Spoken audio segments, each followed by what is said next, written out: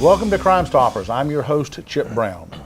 Heartland Crime Stoppers is a community-based program designed to help law enforcement solve crimes by providing a way for the public to phone in tips anonymously and receive cash rewards of up to $3,000 for information that leads to an arrest, the recovery of stolen property, or the recovery of illegal drugs. Heartland Crime Stoppers is funded through the State of Florida Office of the Attorney General, Crime Stoppers Trust Fund, and through donations from the community. Citizens and local businesses make Crime Stoppers work. On today's show, we talk Florida Highway Patrol. The Florida Highway Patrol was established in 1939. They strive to achieve the core values of courtesy, service, and protection. It's their job to help ensure the safety and welfare of millions of Florida residents and visitors each and every day. The patrol is authorized for 1,946 sworn positions and 529 non-sworn positions for a total of 2,475 full-time employees. Joining us in the studio is Sergeant Steve Gaskins, Troop C Public Affairs Officer. Sergeant Gaskins, welcome to the show. Thank you. Good morning. Now, you've got 22 years, and in your 22 years with the FHP, you've kind of bounced from Tallahassee to Fort Lauderdale and now over to the Tampa Bay area. Had the opportunity to work in, South Florida, up in the Panhandle area, Big Bend area of Florida, and now here in Tampa for the last 10 years. So wonderful opportunities to meet a lot of good people and worked different portions of the state where there's different complexities. Yeah. Now, as you were telling me earlier, that on the way over here this morning, as you're traveling over here, there's a wreck that happens literally right in front of you. Yes, sir. Just sitting at a traffic light waiting to make my turn. Another driver turned left in front of an oncoming car, spun that car right around in front of me. So these are things we see all the time, especially in the Bay Area here where there's a lot of traffic, a lot of morning traffic, afternoon traffic, the rush hour periods where people are trying to get to their destination in a hurry, and people make split-second decision that can cost them big. So fortunately, no one was really hurt this morning, but still problematic in me getting to come see you this morning. Now, interestingly, driving drowsy, as you call it, has a lot of the same effects as driving drunk. A lot of this, what you see with a impaired driver, you'll see with a distracted texting driver, you'll see with a drowsy driver. You snooze, you lose is the campaign title. And again, yes, it can cost you big if you're not fully alert, paying attention to what's going on around you. And that's what we kind of keep trying to push out to people. So yes, put the phones down, make sure that you're alert, you're awake, you're paying attention, because a lot's happening just to begin with. If everything is going for you 100%, there's a lot around you going on as well. And if you're distracted, if you're drowsy, if you're impaired, you're going to miss something, you're going to have a crash, and hopefully not hurt yourself or somebody else. Well, again, the biggest thing is probably also just your reaction time is slowed. And that half a second or 1 second can mean literally the difference between having a crash and being seriously injured or killing somebody and being able to take evasive action or to correct whatever you were doing. The reason we want you to be fully alert and paying attention is I want you to see the problem as far down the road as you can possibly see it. Whether it be a sinkhole, a crash ahead, a child crossing the road, a car coming at you in the wrong lane. I want you to see the problem as far out as possible so that you have time to respond and react to it appropriately. The more time you have to react, the better chances that you have to avoid a crash. And if you're drowsy, then that means you're going to be delayed and just not see it. And correct. By the time you do, it could have some horrible correct results. So. Make sure you get plenty of rest, even on a daily basis. People work long hours. I get that. Maybe they didn't get a good night's sleep the night before. They're drowsy in the morning on the way to work. And again, don't try to push the envelope because chances are you're liable to get into a crash. I know there's a lot of issues, especially on vacation. Sometimes people will try to drive later or earlier than they normally would. And when you're driving, when the time your body is normally asleep, it's rough. It's rough on the body. There's a lot of things that the physiology of the human body plays into, especially with your driving behaviors. You're interacting, you're a part of that car essentially. You're the brain of the car. And if the brain's not working correctly, then we're gonna have problems with execution on the highways. So again, long trips, especially vacation coming up. We have our next big holidays, Thanksgiving and Christmas and those things like that, where people are gonna be traveling long distances to go see family. Hey, plan in advance, take an extra day off, especially if you're traveling hundreds of miles. Take an extra day to factor into your trip so you have time to stop, maybe just break up the trip, stay at a hotel, okay? Vacation and on the way to see family. And again, if you have other drivers with you, other people that can drive, switch off every hour or 2 hours. Take a break, get out, stretch your legs. Rationing out the driving responsibility. Yeah, you don't want to hog the driving when you get tired. Let somebody else drive. Be on the safe side, and Yes, sir. there's nothing wrong with that at all. Yes, sir. Now, speaking from experience myself, I have sleep apnea, and didn't know I had it for a number of years. But I know that I would drive, I would just get extremely sleepy, and having to fight that. And it's amazing how many people that I know that have sleep apnea and have to have that because they just don't get a good night's sleep. Caffeinated drinks, coffee, or whatever you drink to get yourself awake in the morning. Roll the window down, get some fresh air blowing in there on you. Little tricks like that can maybe make the difference to keep you awake and alert. And again, if you need to stop, pull over into a safe parking lot somewhere, and get out and stretch your legs, walk around for a few minutes. Yeah, sometimes just a quick 10 or 15 minute little nap in a rest area that's safe, and Correct. feel a lot better just after that. Yes, sir. Now, we've also seen or heard a lot about a lot of hit and runs that have been in the area. A lot of those are not just your simple hit and runs, but these are hit and runs where people have been killed. I'm just kind of curious, are we seeing an uptick in that, or why are we seeing some of these things? Over the years, the number of hit and runs across the state of Florida has increased. We're looking at roughly 100,000 across the state of Florida each year. That's hit and runs. Hit and runs. Now, the majority of them are property damage. There's still a fair share of injury hit and runs, and then of course we have typically, on average, 1 to 200 or more fatal hit and runs. And of course, our Bay Area here, as we saw late last spring, early summer, we had some very high-profile hit and run cases that were fatal. We had a young 13-year-old boy over in the Dover area that was struck and killed. We had a gentleman who was struck and killed while walking on I-4 here in Polk County. And those kind of behaviors are completely unacceptable. We do not leave people on the side of the road dead or dying. You would not want that for your family member, and of course, you wouldn't want that for somebody else either. So if you have a crash, don't take a bad situation and make it worse by leaving the scene. People leave for all different reasons. Maybe the license is suspended, they don't have insurance, they have a warrant. Maybe they've been drinking, okay? And sometimes they just don't want to deal with the problem and they just take off. And unfortunately, that leaves somebody behind to pick up the pieces. It's not fair to other people, and frankly, it's illegal. And if someone's injured or killed, you're looking at mandatory prison sentences of 4 years or more. And so there's penalties to be had when someone leaves the scene of a crash like that. But again, it's just not the right thing to do. So stop, report the accident, render aid, call 911. Fortunately, we have programs like yours with the Crime Stoppers that work very intimately with law enforcement, helping us get information where people can call in, as you said, anonymously, and give us the information that we need. Because in all these cases, we've recovered the vehicles, but we're still piecing together who the driver was. And that's the tough part, the tough aspect of a hit and run case, is frequently we can piece together and we can tell you what happened. We can even tell you this is the vehicle that it happened with, but I can't put the driver behind the wheel. And that's where I need somebody to take the time, do the right thing, call into the Highway Patrol, Polk Sheriff's Office, your local law enforcement agency, whoever is working the crash, or your Crime Stoppers, and give us the information that we need that can maybe tie this case together and give closure to the families that are grieving for people that were lost or injured. Sergeant Gaskins, we're going to take a break for a minute and look at some of our cases, so stick around. Yes, sir. Crime Stoppers provides a way for local law enforcement to receive information on crimes while keeping the people providing that information anonymous. This effort increases tips, which in turn solves more crimes and identifies criminals in our community. Here's a look at some of our most recent cases. The Bartow Police Department is investigating a series of thefts that have occurred around the city. Investigators are seeking help from the public to identify a person of interest and the vehicle in these photos. The pictures were taken on Highway 17 South.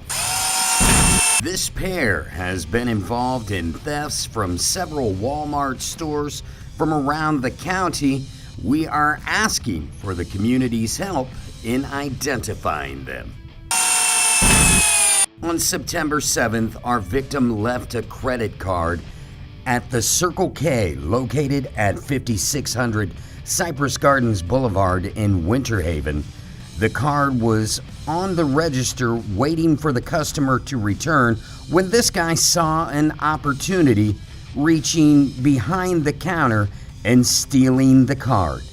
He then used the card at 4 different times around the city. On June 28, 2018, the pictured subject entered the Haines City Lowe's and selected a 10,000 BTU air conditioner. He placed it into a shopping cart while an unidentified female appears to distract the door greeter. He then pushes the shopping cart out through the garden center, depriving Lowe's of the $329 item. On September 14th, around 10 p.m., 2 unknown subjects broke into the Affordable Rides LLC in Haines City. Entry was gained by throwing a brick through a window. One of the subjects entered the office, while the second subject stayed outside. Thanks to all of your shares and tips, Lakeland police have identified this suspect as Kenneth Blankenship. He was stopped by loss prevention personnel at the South Florida Walmart in Lakeland for a theft. He pulled a knife on the loss prevention officer and fled. On August 5th, Demetrius Jones got into an argument with another man on 5th Street Northeast in Winter Haven. That argument turned nasty when Jones shot the other man twice and fled. Fortunately, the other man survived. Jones is now wanted on charges of attempted murder, armed false imprisonment, armed burglary, possession of a firearm by a convicted felon, and felony violation probation. Jones is 37 years old, 5'11", 225 pounds, and is considered armed and dangerous.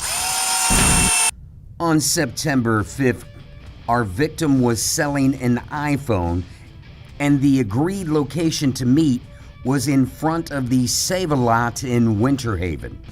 The victim had the phone in his hand, and as he turned his head to look towards a vehicle, the suspect grabbed the phone and ran. He is seen in the video behind Applebee's. Remember to always conduct transactions from apps such as Let Go at a law enforcement agency. At approximately 6:03 p.m.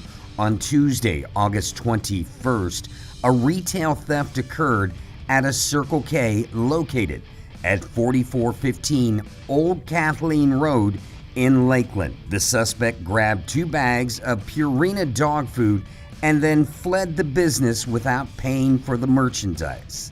The suspect fled the parking lot in a white color 4-door sedan, possibly a BMW. The vehicle was last seen traveling northbound on Galloway Road. Do you recognize this Porch Pirates vehicle? The driver is described as a white female with long hair. If you have any information on any of the cases you've just seen or any information on an unsolved crime, please contact Heartland Crime Stoppers and leave an anonymous tip. The toll-free tip line is 1-800-226-TIPS. That's 8477. You can also leave an anonymous web tip by going to www.heartlandcrimestoppers.com and click on the Give a Tip tab, or by going to www.p3tips.com. Don't forget, you can download our free P3 Tips app on your smart device. Whichever way you choose to leave a tip, you will remain 100% anonymous. If your tip results in an arrest, the recovery of stolen property, or the recovery of illegal drugs, you could be eligible for a cash reward of up to $3,000. Welcome back to Crime Stoppers. I'm your host, Chip Brown. The Florida Highway Patrol promotes a safe and secure Florida through professional law enforcement and traffic safety awareness. They patrol over 19 million miles of roads with more than 90 million visitors to our state each year. Joining us in the studio is Sergeant Steve Gaskins, Troop C Public Affairs Officer. Sergeant Gaskins, thanks for sticking around. Yes, sir. Now, one of the things that FHP really promotes now is a program called their ECI. Can you kind of tell us what that is? Well, ECI is your emergency contact information. You can very simply go onto the flhsmv.gov webpage and you can enter your information there. When you renew your driver's license at any of the tax and tag offices, you'll be prompted for it. And all that does is it gives us a couple of names that we can contact in the event of you being in a crash where you can't speak to us. There's some reason why you're unconscious. Maybe you've been killed in a crash, unfortunately. But there's been times where we were unable to locate family members in a timely manner because we just didn't know how to get a hold of them. And this gives law enforcement a tool, and it's only for notification purposes. It's not for investigative purposes. Okay, so I can't take that information and use that to track somebody down. But we can reach out to family members and explain to them why your loved one's not coming home, or maybe they're in the hospital and they need you to connect the family member. Because in a time like that, of course, time is essential. And so it gives us that tool, all law enforcement, to help out families in a very strenuous situation. We're looking at 7-8 million people or more now being involved in the program. And the more people that do it, it'll help out law enforcement, because unfortunately you may be the bearer of bad news one day, and I want to be able to get to you in a timely manner and let you know. Again, not for investigative purposes, for notification issues only. And if you have the information on there and say you change addresses or you get a new phone number, go on there. It only takes a few seconds. Go on that website and you can update your status right away. So as opposed to like when people change their license on their driver's, or change their address on the driver's license, which you're supposed to keep updated, a lot of people just don't do that because it takes time to go into the agency and get a new license and get it updated. They can do it online and keep it updated, but they still are required to change their address to a current address on their driver's license. On the driver's license and your registration as well, 10 days and 20 days respectively. For the ECI program, that's something that you select to do. You're not mandated to do it, but we highly encourage you to do it. So again, if something happens, I can reach out to your family member and let them know that, hey, John Doe's been involved in a crash. He can't speak to you. He can't contact you right now, so I'm contacting you on his behalf to connect family members. So we encourage people to do it. It's not required, though. I know this procedure came about from a young lady, Tiffany, who was severely injured in a crash, and it took 6 hours for them to contact the mother because she was an adult, but the address was her address on the driver's license, and by the time they tracked it down, by the time the mother 6 hours later got to the hospital, her daughter had expired. She was dead.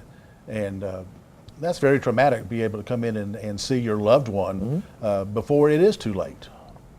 That is where the program originated from. Yes. That and many other instances very similar to that. And as you see with my press releases that come out frequently, we don't release the name of the deceased or critically injured until family's been notified. That's our policy. We don't do that. And you'll see some of them that will often take days to reach family members to where I can update the press release and put out the name, for public records reasons. But again, it'll take days sometimes or longer to try to get a hold of family, simply because we can't find them. We don't know who to even look for. And that little information that would come along with when I pull your driver's record up, that little bit of information would save us a lot of work and save a lot of time and heartache to the family if you could help us out. Yeah, it's very important. Like I say, it's not used for any other purpose except just for emergency contact information, which these families really are entitled to. And having received some information like that myself when my son was in the hospital, luckily they were able to get to his cell phone and call me. Otherwise, I don't know, because his address was completely different from mine because he's an adult, but they needed to contact me. Well, a lot of people do what you mentioned, you brought up the cell phone, where they have like an ICE contact in case of emergency. And that's good, but the problem is if your phone is locked, damaged or destroyed or missing in a crash, if a car rotates around, overturns multiple times, I might not find that phone, especially in the middle of the night when it's dark. The phone may be damaged in the crash, and that might not be the solution to the problem. Whereas if you take the time to add this information to your license in the form of the ECI program, again, save us a lot of time and effort, and we can get your family to you quicker. And that's very important, like we say. Now, another big aspect of the drive in Florida, we have a lot of teen drivers, and there's a lot of things that you have information that can really help as they develop, their skills, because it is a skill, and when teen drivers are starting, they're learning. Well, as a father myself with a child that now has a learner's permit, I'm right there in the thick of it myself. And in addition to my law enforcement duties, it's impacting me directly because of him. Fortunately, I've got a very responsible son. He's doing a good job with the driving. But the fact of the matter is that driving is learned behavior. The longer you do it, the better you are at it. And so, unfortunately, those aged 15 to 24, they are our #1 target areas, that age group, for motor vehicle crashes, and it's one of the #1 causes of death for that age group across the country. Again, young, inexperienced drivers get out there. They're not used to how a car handles or how a road is going to impact them, a curve, how weather can impact, and how changing road conditions very quickly can impact what's going to happen just seconds down the road. Learning to anticipate the moves of another driver. You and I, we've been driving obviously for a while, and I'm accustomed to looking at an intersection. I'm like, I know that guy. He might pull out. I'm watching that tire to move. And another driver, a new driver, might say, I've got the green light, so I'm going to just keep going and throw caution to the wind and not understand and anticipate that, yes, even though I've got the green light, this guy might pull out in front of me, because I've seen it so many times. And until you have that experience, it's hard for that new driver to understand what we're talking about. To combat the problem, we have graduated driver's license programs where you start off with a learner's permit, where you can only drive during certain hours of the day. You have to have a licensed 21-year-old driver in the front seat with you, an alert, awake driver, that is, and because we've seen that too. And then as you transition into your full Class C driver's license, there's still restrictions that come into play. Times of the day, from 11 p.m. to 6 a.m., you can't drive unless you're returning to or from work as a 16-year-old. Yes. As a 17-year-old, you can't drive from 1 a.m. to 5 a.m. And so drivers, especially the new drivers, need to be aware of these restrictions, okay? It's not wide open to you until you turn 18 and you have a valid Class E driver's license. So the young drivers, the reason we graduate them so that they can learn to adjust to the changing road conditions and get from point A to point B safely. So as parents, or those of us responsible for children that are beginning to drive, you need to make sure that you set good examples in your driving. So make sure that you're not on the cell phone texting and driving. Make sure that you're not speeding. Make sure that you are wearing your seatbelt, that you're not impaired, that you're awake, you're alert, and paying attention to the roadway. Set good examples for our young drivers to avoid the tragedies that we see all too often with our teen drivers. Yeah, and even though all the advances in vehicles today, backup cameras and side warnings, and you still can't depend on all that stuff by itself. You still need to use your own head, your own eyes, your own ears to look and to listen and just be aware of stuff. Well, not every car is equipped with that technology.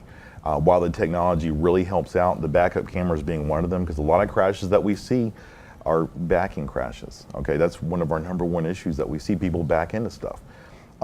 If you fall into that state where you're always relying on that technology, the backup camera, and still not taking a chance to look back over your shoulder and make sure everything's clear in your blind spots, you're liable to have a crash. And unfortunately, especially if you've got young ones running around the driveway when you're backing up, we've seen a lot of unfortunate cases where children get run over.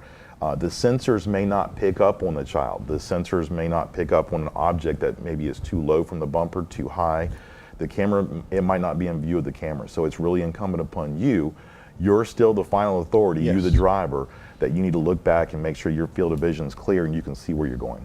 Yeah, it's a tool the driver can use, but it is not the only tool. It shouldn't be the sole resource that you judge your driving It on. augments your ability. It doesn't replace your ability. Now, there are also some restrictions on teen drivers who maybe get a ticket, maybe with a learning permit. There's a requirement that they must attend school. I mean, there's even if there's some suspicion of they have alcohol in the car or have been drinking, there's a lot of things that folks aren't aware of. Yes, there are restrictions that can be placed on young drivers. Yes, you are required to stay in school or you can lose your license. Drug offenses, theft offenses. There's a lot of reasons why, not even just young drivers, but other drivers can lose their driver's license. But there's one specifically designed to restrict and keep them on the right track. That's what it's really designed for, because driving in Florida is a privilege. And if you don't do certain things, like you don't go to school, then yes, you're going to lose your driver's license. The points on your driver's record, for you and I, if you get 12 points in 12 months, you can lose your license, okay? And then it graduates up to like 18 points in 36 months. And there's a whole bunch of configurations in which you can lose your license, okay? Depending if you're that bad of a driver where you're getting multiple moving violations, you're going to lose your license for anywhere from 30 days on up to a year or more. For our young drivers, yes, there's a plethora of reasons why they can lose it, to include the alcohol offenses. So under 21, they shouldn't have any alcohol in their system at all. They shouldn't be around the alcohol. So if a trooper or a deputy, an officer pulls a vehicle over and sees, maybe beer cans in the back seat, he rules out DUI, being full-fledged DUI material, and says, I don't think he's under the influence to the point where I should arrest him, but I do believe alcohol is involved here. And we pull out our portable breath testers, and anything over a .02, which is a very, very small amount, anything over that, I take your driver's license from you. You lose it for 6 months. If you refuse to give us the breath sample, you lose it for 1 year. And that can be very expensive, okay, especially for young drivers. Because it takes a lot to insure a young driver. Yes. Because the insurance companies, they know everything we're talking about right now. They're very good with the math, and they understand that of any of the groups out there, the people more likely to be involved in a crash is age 15 to 24, period. And so that's why your insurance rates will skyrocket when your young kids become drivers in the family. With that in mind, this is where the young driver needs to take things like drinking seriously. First of all, don't do it. You're not eligible to do it until you're 21. And then secondly, definitely don't get behind the wheel of a car, because you can lose that license. And once you lose that license, and for that reason, for those kind of reasons, the insurance is going to skyrocket if they'll even cover you at all. There's just so many things and so much information, and we didn't cover everything we wanted to, but thank you for the information, Sergeant sir. Gaskins, and we thank you for what you're doing and what FHP does to protect our citizens. Appreciate you, and we thank you for your help as well. For more information about FHP, you can go to www.flhsmv.gov/Florida Highway Patrol, or join them on social media at facebook.com/FLHSMV. That's going to do it for this edition of Crime Stoppers. Keep in mind, Heartland Crime Stoppers is an organization that helps law enforcement solve crimes through anonymous tips and monetary rewards. It encourages a cooperative partnership between law enforcement, the media, and the community to ensure security and enhance our quality of life here in Polk County. For more information on us, you can check us out on the web at heartlandcrimestoppers.com or follow us on Facebook at Heartland Crime Stoppers Florida. Until next time, keep in mind that it's a crime, and you can help make sure that they don't get away with it.